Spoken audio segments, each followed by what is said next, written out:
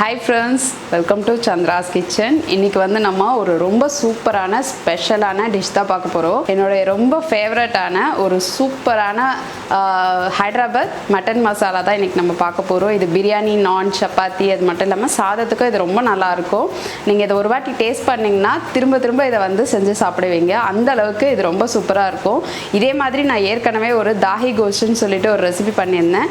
அதுவும் ரொம்ப சூப்பரா இருக்கும். நீங்க வந்து ஒரு சண்டேல ஸ்பெஷலா சாப்பிடணும் அப்படின்னு நினைச்சீங்கன்னா இந்த மாதிரி ஒரு ரெசிபி சாப்பிட்டு பாருங்க. திரும்ப நீங்க கண்டிப்பா மறுபடியும் அடுத்த சண்டே இந்த மட்டன் எப்படா வாங்க போறோம், எப்ப நம்ம இதை செய்ய போறோம் அப்படின்னு சொல்லிட்டு ரொம்ப ஆர்வமா இருப்பீங்க.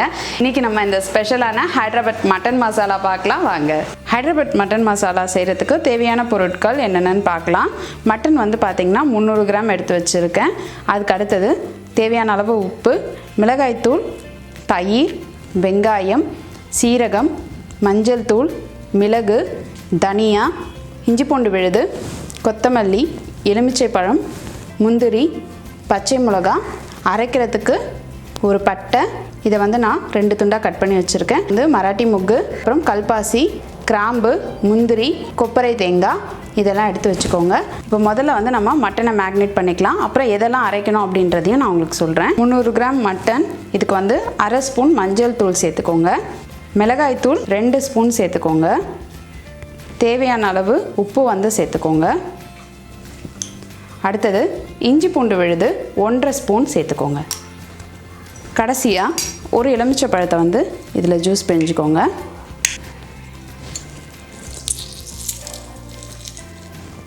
இப்போ இது எல்லாத்தையும் சேர்த்து நல்லா கலந்துருங்க.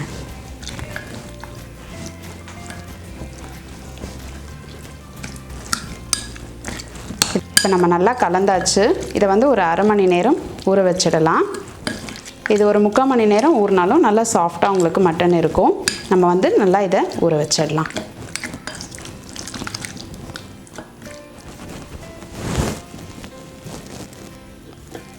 ஹைதராபாத் மட்டன் மசாலா செய்கிறதுக்கு இப்போ நம்ம வந்து மசாலா அரைச்சிடலாம்.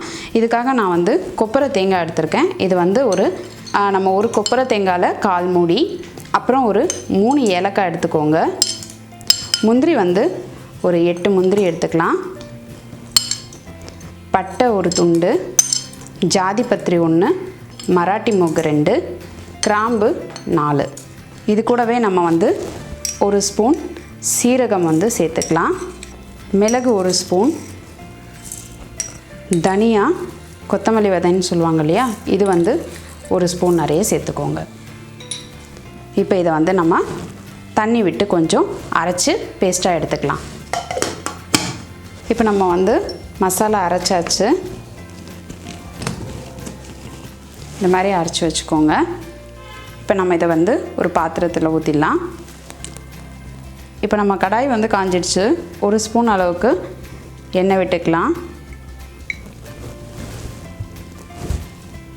எண்ணெய் காஞ்சதும் நம்ம வந்து வெங்காயத்தை வதக்கிக்கலாம். இது வந்து ரொம்ப வதங்கணும்லாம் அவசியம் இல்லை, லைட்டாக வதங்கினா போதும். இப்போ நம்ம வந்து எண்ணெய் காஞ்சிடுச்சு. வெங்காயத்தை சேர்த்துக்கலாம். சேர்த்துட்டு இதை வதக்கிக்கலாம். இந்த வெங்காயம் வந்து நம்ம அரைக்க போகிறோம், அதனால் வந்து கொஞ்சம் லைட்டாக வதக்கிக்கோங்க. வதக்கிட்டு அரைச்சா அந்த வாசனை நல்லாயிருக்கும், அதனால தான் நம்ம வதக்கிட்டு அரைக்கிறோம். இப்போ பார்த்திங்கன்னா வெங்காயம் வந்து ஓரளவுக்கு வதங்கிடுச்சு. நம்ம இதை வந்து ஆஃப் பண்ணிடலாம். இது கொஞ்சம் ஆறுனதும் நம்ம வந்து தயிர் சேர்த்து அரைக்கணும். இப்போ நம்ம வதக்கி வச்சுருக்கிற வெங்காயத்தை இதோட சேர்த்துக்கலாம். இது வந்து ஓரளவுக்கு வதங்கின வெங்காயம் தான், ரொம்ப வதங்கணும்லாம் அவசியம் இல்லை. டேஸ்ட்டு நல்லாயிருக்கும் வதக்கி செஞ்சோம்னா, அதுக்காக தான். தயிர் ஆட் பண்ண போகிறோம். ஒரு 4 ஸ்பூன் அளவுக்கு தயிர் எடுத்துக்கோங்க. இப்போ இதை வந்து நம்ம அரைச்சிடலாம். இப்போ நம்ம வந்து வெங்காயமும் தயிரையும் சேர்த்து அரைச்ச இந்த விழுது, ஏற்கனவே நம்ம ஒரு மசாலா அரைச்சிருக்கோம். இது 2வது மசாலா. இது 2த்தையும் நம்ம அரைச்சாச்சு. இப்போ நம்ம அடுத்து என்ன பண்ணுறதுன்னு பார்க்கலாம். இப்போ நம்ம இந்த மட்டன் மசாலாவுக்கு ஒரு 3 ஸ்பூன் அளவுக்கு எண்ணெய் ஊற்றிக்கலாம். இப்போ நம்ம ஏற்கனவே மேக்னேட் பண்ணி வச்சுருக்க மட்டன் மசாலாவை இந்த எண்ணெயோடு சேர்த்துடலாம். இதை நல்லா ஒரு வாட்டி நல்லா கலந்துருங்க. இது கிட்டத்தட்ட 1/2 அன் ஹவர் ஊறினதுனால பார்த்திங்கன்னா நல்லா வந்து சாஃப்டாக இருக்கும். இப்போ நம்ம இதோட சேர்த்துடலாம்.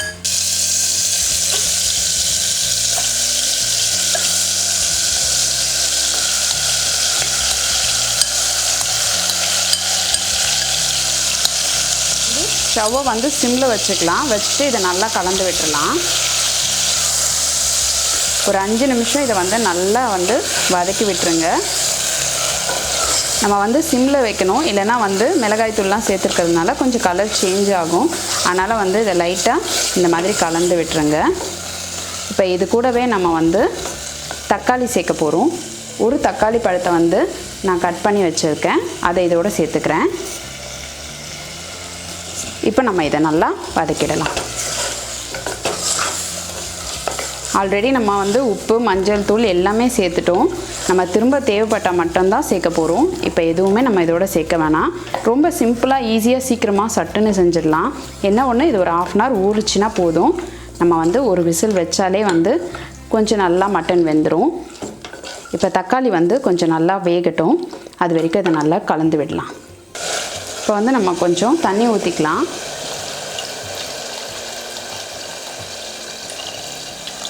இது நல்லா கலந்து விட்டுடலாம். இப்போ பார்த்திங்கன்னா தக்காளி நல்லா வதங்கிடுச்சு. நம்ம இதோட வந்து ஏற்கனவே வெங்காயமும் தயிரும் வந்து அரைச்சி வச்சுருக்கோம் இல்லையா, அந்த கலவையை இதோட சேர்த்துடணும். இப்போ நம்ம வந்து இந்த வெங்காயமும் தயிரும் அரைச்சி வச்சுருக்க பேஸ்ட்டை இதோட சேர்த்துடலாம். சேர்த்துட்டு நல்லா இதை கலந்து விட்டுருங்க. ஏற்கனவே வெங்காயம் வதக்குனதுனால உங்களுக்கு அது ஒரு நல்ல டேஸ்ட்டாக இருக்கும். இப்போ இதை வந்து நம்ம மூடி போட்டு ஒரு விசில் வச்சிடலாம்.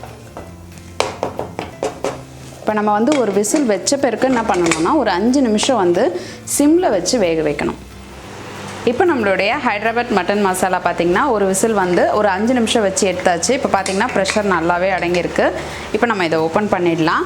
அண்ட் வந்து பார்த்திங்கன்னா நம்ம எப்போவுமே கொஞ்சம் வெயிட் பண்ணி ஓப்பன் பண்ணுங்கள். ஒரு சில சமயத்தில் வெயில் டைம் அப்படின்றதுனால சில நேரம் அந்த ப்ரெஷர் அப்படியே இருக்கும். மேலே ப்ரெஷர் காமிக்காமல் கூட சில நேரத்தில் வந்து அது கையிலலாம் அடிச்சிட வாய்ப்பு இருக்குது. ஒரு 15 days முன்னாடி எனக்கு இந்த மாதிரி தான் ஆச்சு. ஸோ அதனால் கொஞ்சம் பார்த்து கவனமாக செய்யுங்க. அப்படி உங்களுக்கு தீகாயம் பட்டுருச்சுன்னா கூட புளிச்ச மாவு வீட்டில் இருக்கும் இல்லையா, அதை எடுத்து உடனே போட்டுருங்க. அப்போ வந்து கொப்பளம் வராது. புண்ணு மட்டும் கொஞ்சம் வந்து ஆறுறதுக்கு டைம் எடுக்கும். இப்போ பார்த்திங்கன்னா நம்மளுடைய கறி வந்து ஒரு 50% அளவுக்கு வெந்திருக்கு.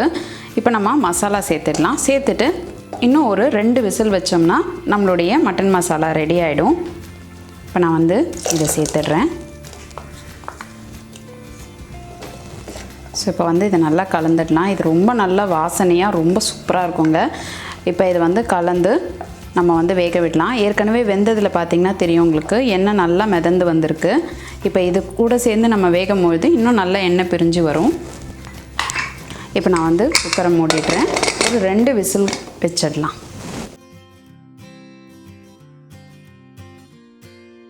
2 விசில் வந்துட்டு மட்டனும் வந்து நல்லா சூப்பராக வெந்திருக்கு.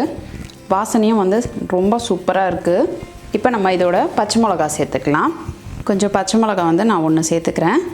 இது லைட்டாக கொதிக்கட்டும். இது கூட வந்து நம்ம முந்திரி பருப்பும் சேர்த்துக்கலாம். கொஞ்சம் கொத்தமல்லி சேர்த்துக்கலாம். இது நல்லா கலந்து விட்டுடலாம். ஸோ இந்த கிரேவி வந்து பார்த்திங்கன்னா ரொம்ப சூப்பராக இருக்கும். சப்பாத்தி, நான், அது மட்டும் இல்லாமல் பிரியாணிக்கெலாம் வச்சு சாப்பிட்டிங்கன்னா ரொம்ப சூப்பராக இருக்கும். இதில் வந்து அந்த எண்ணெய்லாம் பிரிஞ்சு நல்லா வர அளவுக்கு இது கொதிச்சிருக்கிறதுனால ரொம்ப டேஸ்ட்டாக இருக்கும். இப்போ இது லைட்டாக கொதிக்கட்டும். இப்போ பார்த்திங்கனாலே தெரியும் நல்லா வந்து எண்ணெய் பிரிஞ்சு வந்துட்டுருக்கு. இது வந்து இந்த அளவுக்கு வந்தால் போதும், நம்ம வந்து இறக்கிடலாம். அப்புறம் வந்து ரொம்ப உங்களுக்கு இன்னும் கொஞ்சம் திக்காக வேணும்னா கூட நீங்கள் திக்காக வச்சுக்கோங்க. ஆனால் இந்த அளவுக்கு இருந்தாலே கரெக்டாக இருக்கும். இப்போ நம்ம வந்து இறக்கிடலாம்.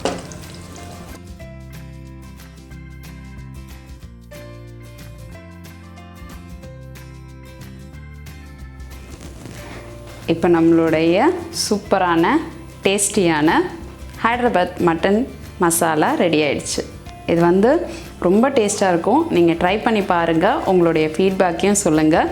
இந்த வீடியோ உங்களுக்கு பிடிச்சிருந்ததுன்னா லைக் பண்ணுங்கள். உங்கள் ஃப்ரெண்ட்ஸோடையும் ஷேர் பண்ணுங்கள். மறக்காமல் சந்திராஸ் கிச்சனுக்கு சப்ஸ்கிரைப் பண்ணுங்கள். நான் இன்னொரு சுவாரஸ்யமான ரெசிபியோடு உங்களை சந்திக்கிறேன். நன்றி, வணக்கம்.